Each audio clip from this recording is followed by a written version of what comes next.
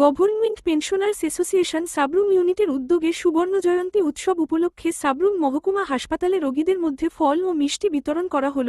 আগামী 29শে এপ্রিল সাবরুম বিভাগীয় সম্মেলন অনুষ্ঠিত হবে। এই বিষয়ে সম্পাদক গোপাল চক্রবর্তী সংবাদমাধ্যমকে জানায়, গভর্নমেন্ট পেনশন অ্যাসোসিয়েশনের পক্ষ থেকে 50 জন রোগীকে ফল মিষ্টি বিতরণ করা হয়। একজন চিকিৎসাধীন রোগী ফল মিষ্টি পেয়ে খুবই আনন্দিত এবং অ্যাসোসিয়েশনের এই উদ্যোগকে সামাজিক দায়বদ্ধতা পালন করছে বলে তার প্রতিক্রিয়ায় উঠে আসে। পরিশেষে গভর্নমেন্ট পেনশনার্স অ্যাসোসিয়েশনকে ধন্যবাদ জানায়। অন্যদিকে সাবরুম পেনশনার্স সচিব গোপাল চক্রবর্তীর কাছ থেকে জানা যায়, এখন পর্যন্ত প্রায় 800-র মতো পেনশনার্স অ্যাসোসিয়েশনের অন্তর্ভুক্ত রয়েছে। রাজ্যের পেনশনার্সদের বিভিন্ন সুবিধা ও অসুবিধাগুলো নিয়ে কাজ করে যাচ্ছে government pensioners association. Bureau report, digital Tripura. আপনারা যে কাজগুলো করছেন সমাজের জন্য, কাজগুলো অনেক বড়। এটা সাধারণত মানুষের উদ্যোগ নিয়ে যায়। এগুলো আমাদের মনের উৎসব নিয়ে কাজটা করতে হবে।